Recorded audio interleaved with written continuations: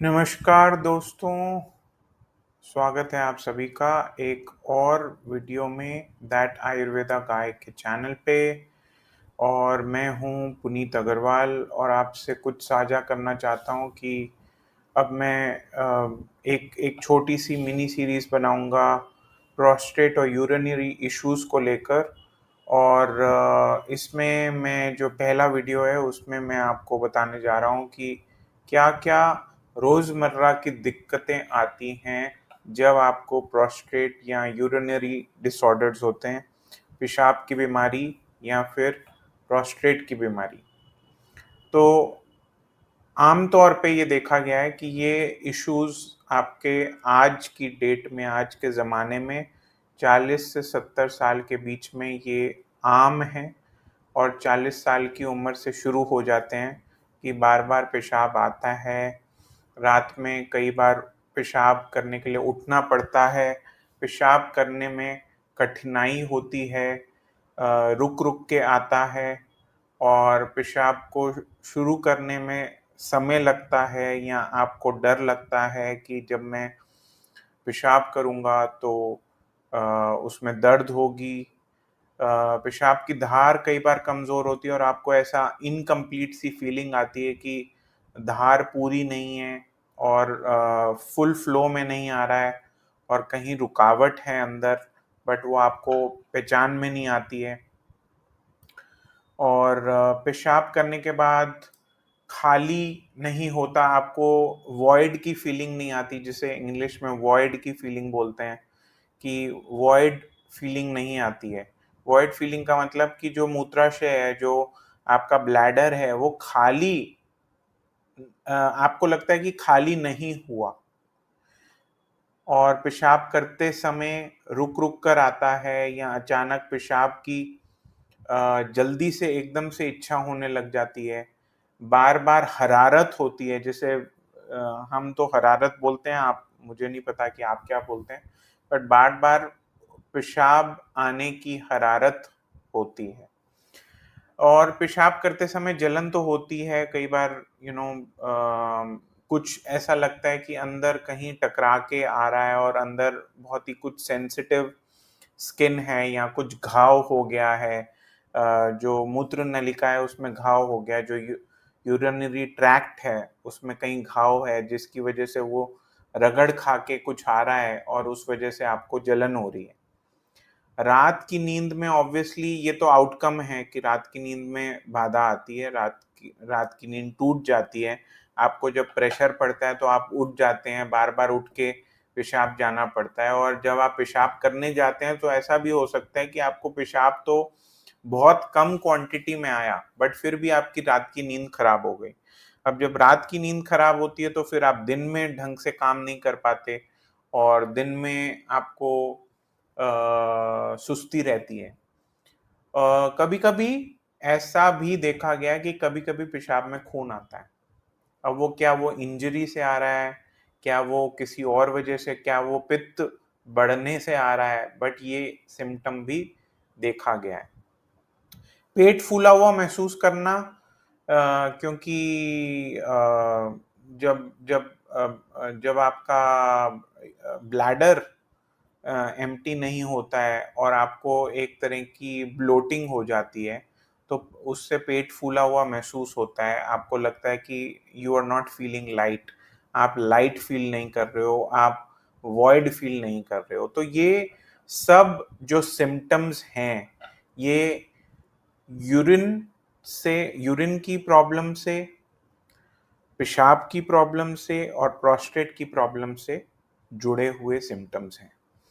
अब इनका सिंपल इलाज मैं कुछ 2-3 चीज़ें बताऊँगा, जो कि आप, हालाँकि आपको डॉक्टर से कंसल्ट करना चाहिए, कोई आयुर्वेदिक डॉक्टर के पास जाएँ, क्योंकि ये आयुर्वेदिक चैनल है तो मैं बोल रहा हूँ कि आप आयुर्वेदिक डॉक्टर के पास जाएँ, नहीं तो आप यूरोलॉजिस्ट के पास भी जा सकते हैं। बट नॉर्मली यूरोलॉजिस्ट के पास इन सब चीज़ों का कोई देसी इलाज, कोई ओरल इलाज होता नहीं है। और अगर ओरल इलाज कभी-कभी वो ओरल मेडिकेशन दे देते हैं ताकि आपकी जो सिम्प्टोमेटिक रिलीफ मिल जाए, आपके जो लक्षण हैं उनके ऊपर आप काबू कर सको, आप उनको रिलीव कर सको। बट अल्टीमेटली फिर वो हार्मोनल इंजेक्शंस होते हैं या फिर आपको सजेस्ट किया जाता है कि आप ऑपरेशन करा लीजिए। तो ये सब चीज़ें होती हैं। नॉर्मली बहुत कम दवाइयाँ आती हैं जो ड्रग्स होते हैं जिनका साइड इफ़ेक्ट भी ना हो और साथ में आपको रिलीफ भी मिल जाए और वो लॉन्ग टर्म रिलीफ मिल जाए। देसी इलाज में मैं आपको 2-3 चीज़ें बताऊँगा जो कि करनी बहुत आसान है और इन सब सिम्पटम्स जो मैंने लिखे हुए हैं स्क्रीन पे, इन सब चीज़ों का एक ओवरऑल आपको रिलीफ देगा। पहली चीज़ तो भुट्टे के बाल, जो भुट्टे के आगे बाल होते हैं, जिसे कॉर्न सिल्क बोला जाता है, वो जो ब्राउन ब्राउन कलर के बाल होते हैं, उन उस कॉर्न सिल्क को आप पानी में उबाल लीजिए और उसको फिर छान लीजिए जब वो उबल जाए। पानी जब आधा रह जाए तो उसको छान लीजिए। तो आप 2 लीटर पानी लेंगे, उसमें भुट्टे के बाल डाल दीजिए, 2-3 भुट्टे से जो छल्ली या भुट्टा या कॉर्न जो होता है उसके बाल निकाल के उसमें आप पानी में उबाल लीजिए। 2 लीटर का पानी जब 1 सवा लीटर रह जाए तो उसको थर्मस में डाल लीजिए और सारा दिन वही पानी पीजिए।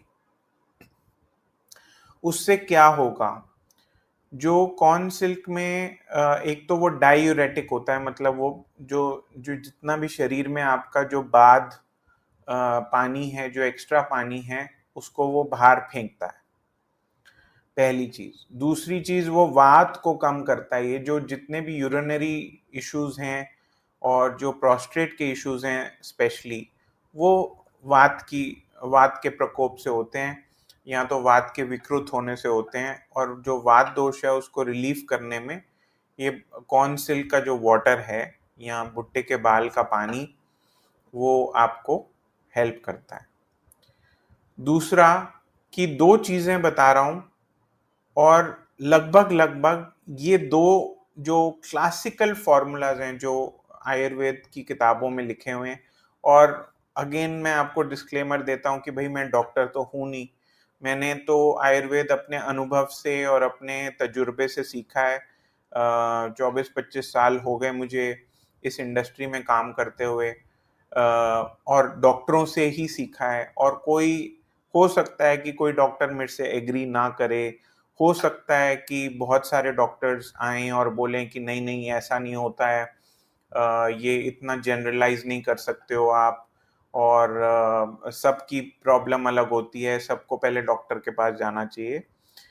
ये सब दिक्कतें हैं, बट हर चीज को सरल बनाने के लिए कई बार ऐसा होता है कि आपको एक बेसिक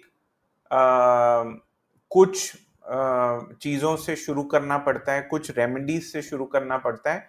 और फिर जैसे जैसे आपको फायदा होता है, जो फर्स्ट एड कह लो आप उसको, कि जैसे आपको फर्स्ट एड मिल गया और फिर आपके पास एक टाइम हो जाता है कि भाई मैं 2-3 दिन में डॉक्टर को दिखा दूं और फिर डॉक्टर मेरे को जो भी दवाई दे उसको मैं लेना शुरू कर दूं। मेरा काम इधर ये नहीं है कि मेरे को आपको इलाज बताने हैं।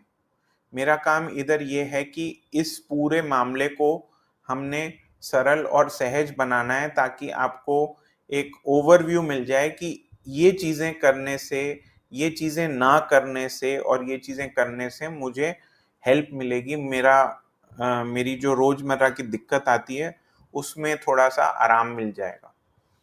तो अब मैं 2 चीज़ें, एक तो भुट्टे के बाल का पानी और दूसरा मैं बता रहा हूँ कि दो क्लासिकल फॉर्मूलाज हैं आयुर्वेद में जो कि इसमें अच्छे माने गए हैं। वो है गोक्षुरादि गुग्गल, गोक्षुरादि गुग्गल और चंद्रप्रभावटी। ये 2 चीजें बहुत ही कारगर साबित हुई हैं, चाहे वो प्रोस्टेट की तकलीफ हो, चाहे वो यूरिनरी ट्रैक्ट की तकलीफ हो। अब आपको गोक्षुरादि गुग्गल और चंद्रप्रभावटी बहुत तरह की मिल जाएंगी। आपको चंद्रप्रभावती वो लेनी है जो हैंडमेड है, पुरानी बहुत मतलब ट्रेडिशनल फार्मेसी में बनती है। और यूजुअली ये देखा गया है कि चंद्रप्रभावती पे शिलाजीत की कोटिंग होती है, और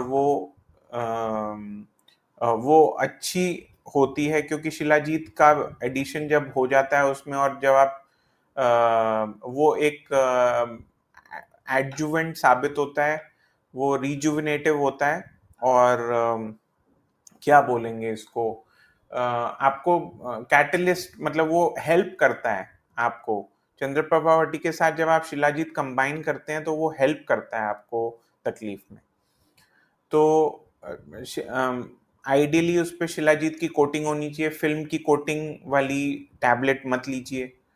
और आजकल जो नई नई फार्मेसीज आ रही हैं वो कहती हैं कि चंद्रप्रभावती हमने बना दिया और उसमें हमने अल्कोहलिक एक्सट्रैक्ट डाल दिए, तो वो वाली चीज़ें मत लीजिए जो जिसमें अल्कोहलिक एक्सट्रैक्ट्स हैं, क्योंकि मुझे लगता है कि अल्कोहलिक एक्सट्रैक्ट की पोटेंसी कम होती है और जो वाटर एक्सट्रैक्ट की पोटेंसी है वो ज़्यादा होती है।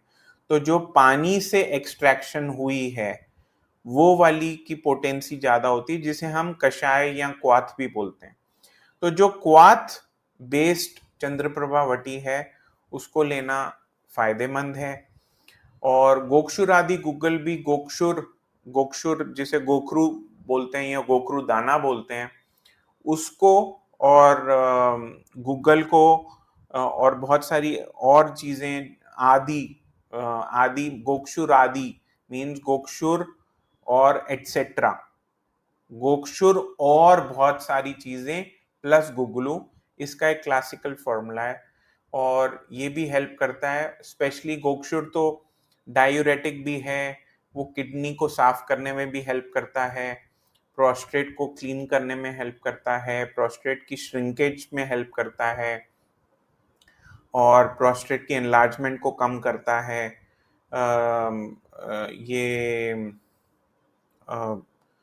यूरिन के फ्लो में हेल्प करता है। तो गो ये दो क्लासिकल फॉर्मूला हैं जो लगभग लगभग आपकी प्रोस्टेट की तकलीफ को हेल्प कर सकते हैं, सॉल्व कर सकते हैं। और आपका पीएसए अगर ज़्यादा है तो उसको भी कम ला सकते हैं, उसको नॉर्मल ला सकते हैं। और ये मैंने आपको बता दिया कि ये लगभग लगभग ये इलाज है। उसके अलावा शिलाजीत भी हेल्प करता है इसमें, जो है आपका गुडुच भी हेल्प करता है। और क्या चीज़ें नहीं खानी चाहिए वो भी मैं आपको मोटा मोटी बता देता हूँ। वात बढ़ाने वाली जो चीज़ें होती हैं, जो एसिडिटी बढ़ाती हैं, जो आपकी शरीर में पेन बढ़ाती हैं, जो आपके शरीर में गैस बढ़ाती हैं, वो चीज़ों को आप कम कीजिए। तो चाय कॉफ़ी तो सबसे पहले आ जाता है क्योंकि उसमें कैफीन होती है, वो वात बढ़ाती हैं, उसको आप कम कीजिए। अगर चाय लेनी है तो आप हर्बल चाय पे स्विच कर सकते हैं।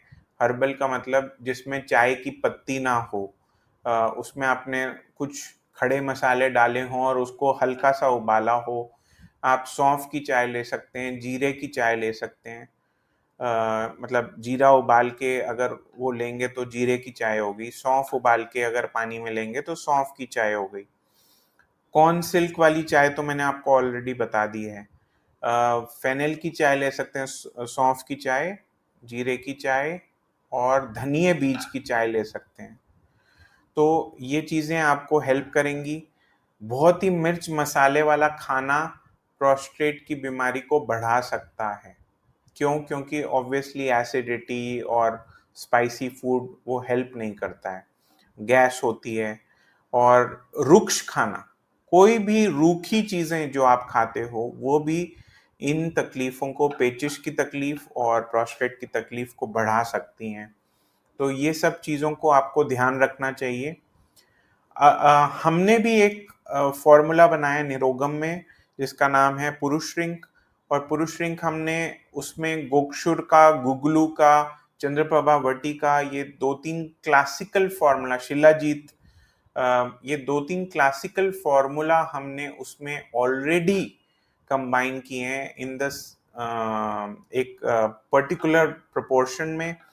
और ज़रूरी नहीं है कि आपको हमारा प्रोडक्ट खरीदना है। ये मैं ऐसा नहीं कि मैं आपको वीडियो बना रहा हूँ ताकि मैं लास्ट में जाकर अपना प्रोडक्ट बेचूँ। आपको बिल्कुल खरीदने की ज़रूरत नहीं है।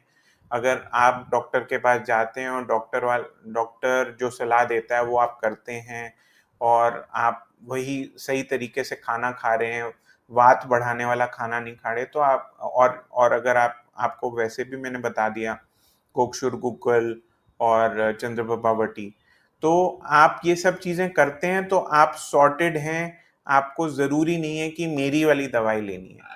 हाउएवर कई बार होता है कि लोग कहते हैं कि यार ये सब पचड़ों में पड़ने की क्या ज़रूरत है, मैं सीधा ये वाली दवाई ले लूँ। तो आप फिर वो भी ट्राई कर सकते हो क्योंकि हमने वो बनाया ही इसलिए है। और उसका लिंक मैं डिस्क्रिप्शन में डाल दूँगा।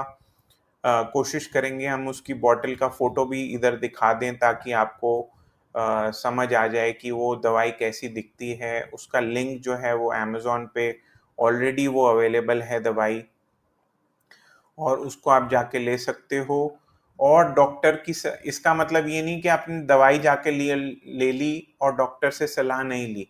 डॉक्टर से सलाह क्यों लेनी है ये भी जानिए।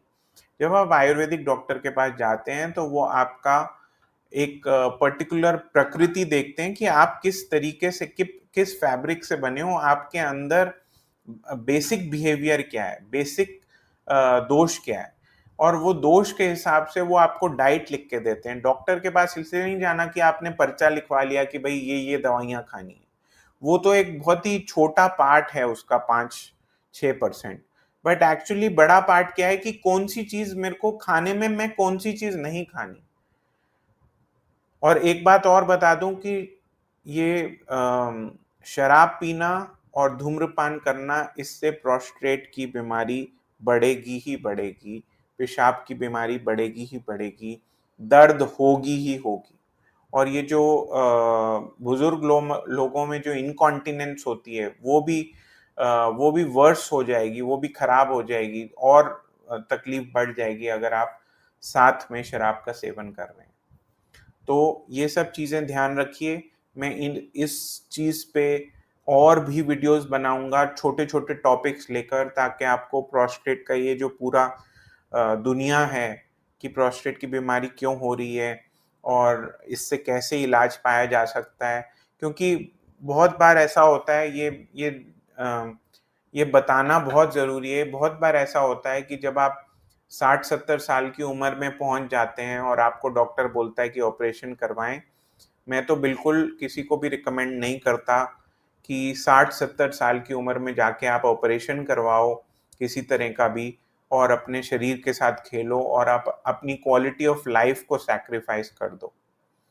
तो ये क्वालिटी ऑफ लाइफ सैक्रिफाइस होती है जब आप ऑपरेशन करा लेते हो, और फिर आप डिपेंडेंट भी बहुत बार हो जाते हो अपने बच्चों पे, अपने परिवार पे, कि कभी कोई आपको उठा के ले जा रहा है, कभी कुछ कर रहा है। तो इसका ध्यान पहले से ही रखना ज़रूरी है। अपने किडनी को, अपने ब्लैडर को हेल्दी रखिए। और ये जो साइंस हैं वो पहले, अगर सिम्टम्स पहले पहचान लेंगे तो उसका इलाज पहले से किया जा सकता है। और उसको, प्रोस्टेट को आपको हेल्दी आप रख सकते हो प्रिकॉशंस लेकर, अपनी डाइट को सुधार कर।